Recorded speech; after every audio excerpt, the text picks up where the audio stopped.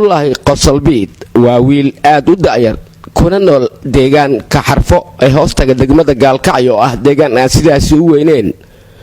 waxa isaga oo ku nool deegaankaasi uu horay ugu guulaystay isku dayo wanaagsan oo ka soo maxday maskaxdiisa, taas oo uu ku sameeyay diyaarado isugu jira farsamooyin kala duwan. balse cabdulaahi fikradiisii iyo isku daygiisii kama uusan harin ee waxa uu ka sii waday halkiisii, isagoona haatan soo bandhigay farsamooyin cusub kala duwan kuwa uu ku sameeyay diyaarado noocyo kala duwan isugu jira. cabdulaahi qosolbiid sida aad arkaysaan waxa uu haatan farsameeyay diyaarado gacan ku samaysa oo isugu jira kuwa duulaya kuwa soconaya. taasina waa mid muujinaysa dadaalka maskaxeed ee wiilkan yar oo ah mid ku dayasho iyo dhiirigelin mudan. haddaba su-aasha isweydiinta mudani waxay tahay sidee ugu suurto gashay wiilkan yar samaynta diyaaradahani, muddo intee leeg ayayse ku qaadatay? waa kan cabdulaahi oo inoo sharaxaya qaabka uu sameeyey iyo dhibaatada uu ka soo maray. diyaaradii ugu horeysay aan ku guulaystay inaan keeno naqshadeeda iyo faraaryadeeda waxay ahayd diyaaradii ugu horeysay aan soo bandhigo. diyaaradaasoo nooceeda ahaa Airbus Air 415, diyaaradaasoo ku shaqeynaysa xantaarta yararka ama sida u taqaaniin babatariyaasha. iminka waxaa soo bandhigayaa diyaaradaasoo ka duwan diyaaradii hore, diyaaradaasoo ku shaqeyn doona samaayada qulqulasa ee korontada. diyaaradda u jeedaan waa diyaarad aan ka soo nashqaatay diyaaradaha lagu farsameeyo dalka Turkiga. diyaaradaasoo markeedii ugu horeysay soo bandhigo, diyaaradaasoo nooceedu yahay Bayraktar TB2, diyaaradaasoo ku shaqeysa maayada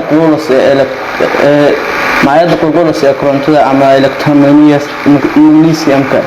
diyaaradaasoo nooceedu yahay Bayraktar TB2 markeedii ugu horeysay ka soo naqshqaatay. waxaa ogahay khibradeeda ay leedahay iyo nooca cimilo ay ku shaqeyso. diyaaraddan u jeedaan waxaan ka soo naqshqaatay diyaaradaha sidoo kale lagu sameeyo dalka Turkiga. diyaaradaasoo nooceedu yahay MiG F-17, diyaaradaasoo aan nooca militariga ee qumaatiga u kaca markay howlgelayaan. diyaaradaasoo ku shaqeynaysa maadada loo yaqaano DC-ga. waxaan kaloo soo bandhigayaa aaladdan u jeedaan, aaladaasoo magaceedu yahay resistance ama caabiye. markii korontada dabka la geliyo oo loo isticmaalayo diyaaradaha qumaatiga u kaca iyo diyaaradaha sida Bayraktar oo kale, iyo diyaaradda nooceedu yahay Airbus Air 415 loo isticmaalaya ayaa dabka laga xijiyaa. dabka haddii uu qumaatiga ugu soo dhaco diyaaradda injiinkeedu waa gubanaya, laakiin resistance-ga waxa ku xiran bir yar oo loo yaqaano cover. resistance-ga waxa ku xiran dareemayaashaasoo sheegaya in dabka quality badan hadduu ku soo dhaco in uu shidmayo leer ka mida leerarka aan ugu talagalay. cabdulaahi ayaa sidoo kale mar la weydiiyey damiciisa ku aadan sii wadidda iyo sare u qaadista farsamadiisa.